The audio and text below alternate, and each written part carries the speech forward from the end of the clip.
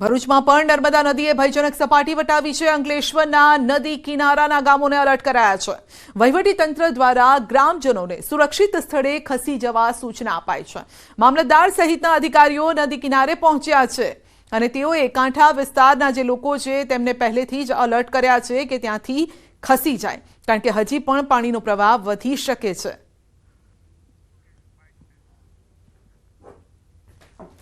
ભરૂચ જિલ્લાના ગામડાઓને એલર્ટ કરવામાં આવેલ છે। અંકલેશ્વર તાલુકાના કુલ 14 ગામને અસર થાય છે। તે પૈકી પ્રથમ સરફુદ્દીન, ખાલપિયા અને જૂના કાસિયાને અસર થાય છે અને આ ગામ લોકોને સુરક્ષિત રીતે સ્થળાંતર કરવા માટે તંત્ર તરફથી સૂચના આપેલ છે।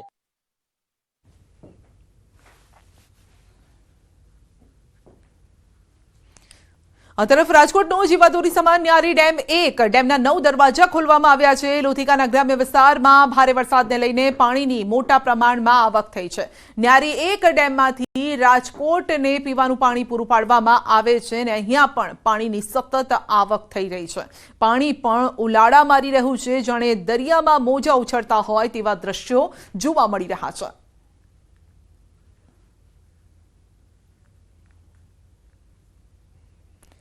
આ તરફ રાજકોટના આજી નદી દ્વારા રામનાથ મહાદેવનો જળાભિષેક।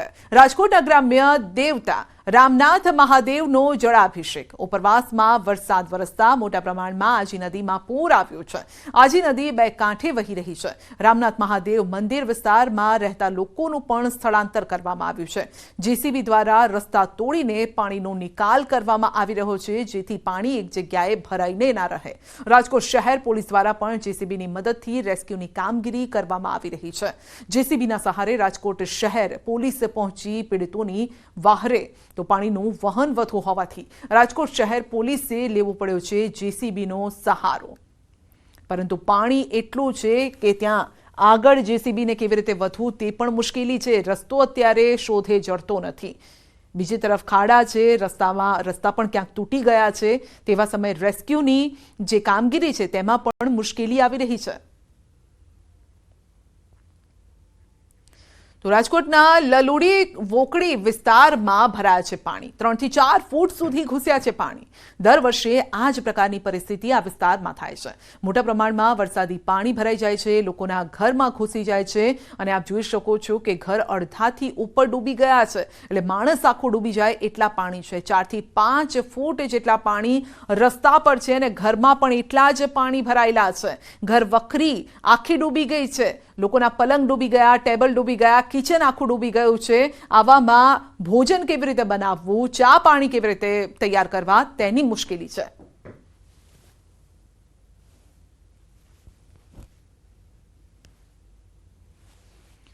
તો રાજકોટના આજી નદી બે કાંઠે થઈ છે। બેડી ગામમાં ફરી નદીના પાણી ફરી વળ્યા છે। તો ગામના દ્રશ્યો જુઓ, એક એક માળ સુધી પાણી છે અને આ રાજકોટના ગ્રામ્ય વિસ્તારના આ દ્રશ્યો છે। તો દુકાનો, મકાનો સર્વત્ર પાણીમાં જ છે, જળમગ્ન છે। જ્યાં જુઓ ત્યાં પાણી જ પાણી છે। તો પડધરીમાં જળબંબાકાર વધુ અપડેટ મેળવીશું સંવાદદાતા અંકિત પાસેથી। જે અંકિત, રાજકોટના હાલ બેહાલ થઈ ગયા છે। ચોક્કસ સંધ્યા, ખાસ કરીને વાત કરવામાં આવે તો રાજકોટના હાલ બેહાલ થઈ ચૂક્યા હોવાના દ્રશ્યો છે તે ખાસ કરીને સામે આવી રહ્યા છે।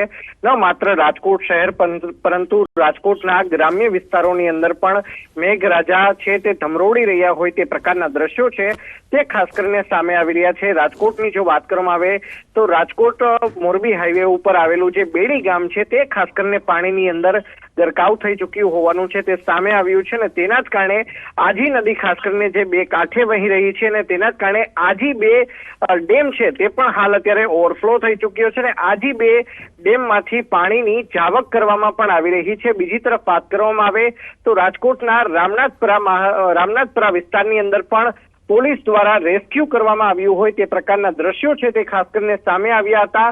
પાણીનું વહેણ ખૂબ જ વધુ હોવાના કારણે રાજકોટ શહેર પોલીસે જેસીબીની મદદ લેવી પડી હતી અને જેસીબી દ્વારા સ્થાનિકોનું રેસ્ક્યુ કર્યું હોવાનું છે દ્રશ્યોમાં પણ સામે આવ્યું છે। બીજી તરફ વાત કરવામાં આવે તો રાજકોટના એન્ટ્રી એક્ઝિટ ગેટ સમા કહી શકાય કે જે ગોંડલ ચોકડી છે તે હાલ અત્યારે પાણીની અંદર ગરકાવ થઈ ચૂકી છે, તો બીજી તરફ માધાપર ચોકડી છે તે પણ પાણીની અંદર ગરકાવ થઈ ચૂકી છે। આમ બંને રાજકોટના એન્ટ્રી એક્ઝિટ ગેટ સમાન ગણાતા બંને વિસ્તારો છે તે હાલ અત્યારે પાણીની અંદર ગરકાવ થઈ ચૂક્યા હોવાનું છે તે સામે આવ્યું છે।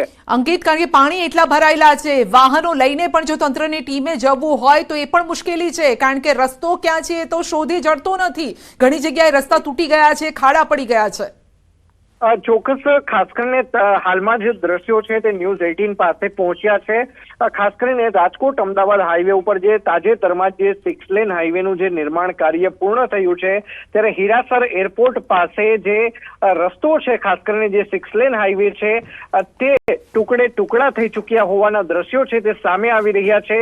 દ્રશ્યોમાં પણ જોઈ શકાય છે કે કઈ રીતે પારાવાર હાલાકીનો સામનો છે તે ખાસ કરીને રાહદારીઓને છે તે કરવો પડી રહ્યો છે। ગઈકાલે પણ આ જ પ્રકારના દ્રશ્યો છે તે સુરેન્દ્રનગરની અંદર પણ સામે આવ્યા હતા કે જ્યાં 20 થી વધુ જે 4 વ્હીલરો છે તેમને નુકસાન પહોંચ્યું હોવાના દ્રશ્યો છે તે ગઈકાલે રાત્રે સામે આવ્યા હતા। અને અત્યારે દ્રશ્યોમાં પણ જોઈ શકાય છે કઈ રીતે કે રાજકોટ શહેરની અંદર પણ જ્યાં જુઓ ત્યાં અત્ર તત્ર સર્વત્ર જળબંબાકારની પરિસ્થિતિનું નિર્માણ થયું છે। આ જ પ્રકારની પરિસ્થિતિનું નિર્માણ વર્ષ 2017માં થયું હતું। 2017માં સર્વાધિક જે વરસાદ છે સિઝનનો તે 53 ઇંચ પડ્યો હતો, ને આ જ પ્રકારના દ્રશ્યો છે તે હવે રાજકોટ શહેરની અંદર પણ હાલ અત્યારે આ 7 વર્ષ બાદ સામે આવ્યા છે। બિલકુલ, તો 7 વર્ષ બાદ એ જ પ્રકારની તબાહી અત્યારે મચેલી જોવા મળી રહી છે। આપનો આભાર અમારી સાથે જોડાવા બદલ। તો બેડી ગામમાં ઘૂસ્યા છે નદીના પાણી, હાઈવે પર પણ આ જ પ્રકારના પાણી જોવા મળી રહ્યા છે, ટ્રાન્સપોર્ટેશનમાં પણ મુશ્કેલી।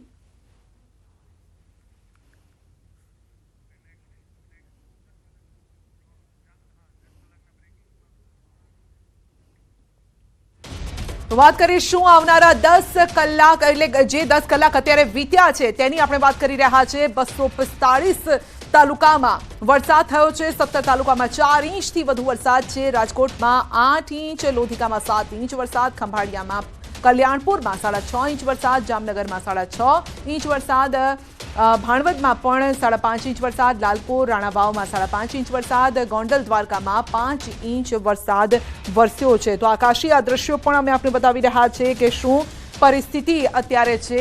જામનગરની પરિસ્થિતિ પણ ખરાબ થઈ રહી છે। ધોધમાર વરસાદ બાદ જોઈ લો જામનગરનો આકાશી આ નજારો। જામનગરમાં 10 કલાકમાં 6 ઇંચ વરસાદમાં જામનગર ડૂબી ગયું છે। ફક્ત તમને હાઈરાઇઝ બિલ્ડિંગ જોવા મળી રહી છે અને પાણી જોવા મળી રહ્યું છે। જામનગરમાં જ્યાં જુઓ ત્યાં પાણી જ પાણી છે। પાણીએ કબજો જમાવી લીધો છે। કોઈ એવો વિસ્તાર નથી કે જે કોરો રહી ગયો હોય, ખુલ્લો તમને એક રોડ દેખાતો હોય, એવું પણ આ દ્રશ્યોમાં નથી દેખાઈ રહ્યું। તો હાઈરાઇઝ બિલ્ડિંગ અને આ સાથે જ પાણીએ પહેરો, અત્યારે પાણીનો પહેરો જોવા મળી રહ્યો છે। તો જામનગરના આકાશી આ દ્રશ્યો છે, પાણીનો પ્રચંડ પ્રવાહ। વધુ અપડેટ મેળવીશું સંવાદદાતા કિંજલ પાસેથી। જી કિંજલ, આ જે દ્રશ્યો છે, દ્રશ્યોમાં જોઈ શકાય છે કે હાઈરાઇઝ બિલ્ડિંગ અને પાણી, રસ્તો નથી દેખાઈ રહ્યો અહીંયા ક્યાંય। બિલકુલ સંધ્યા, જે પ્રકારે વાત કરવામાં આવે જામનગર જિલ્લામાં જે પ્રકારે મેઘો છે તે અનરાધાર વરસી રહ્યો છે।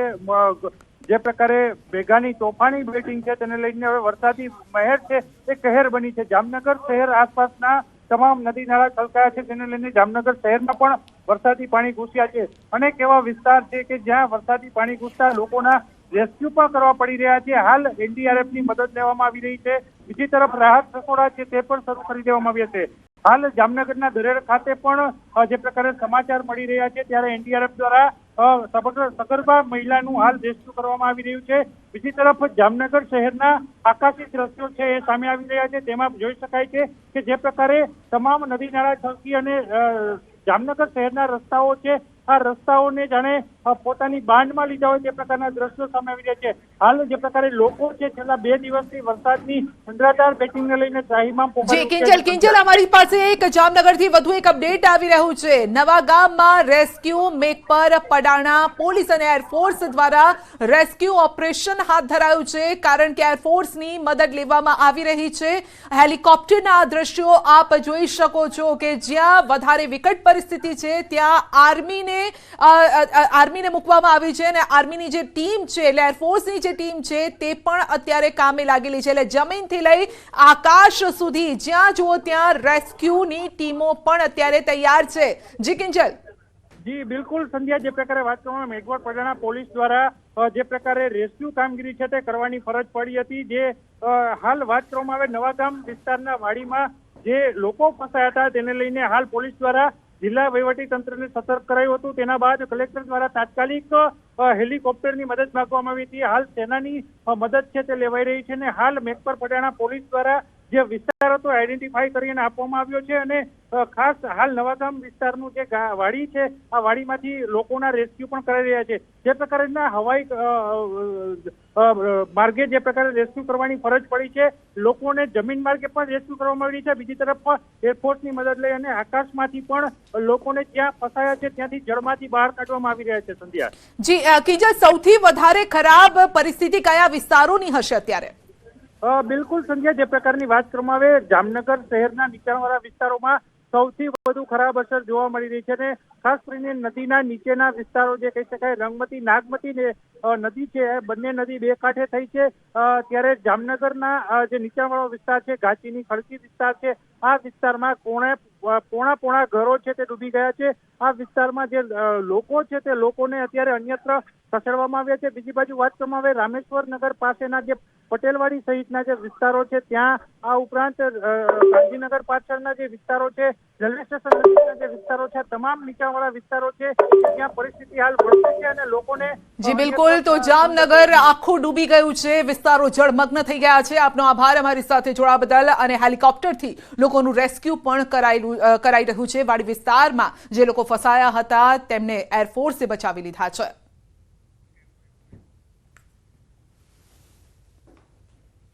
જામનગર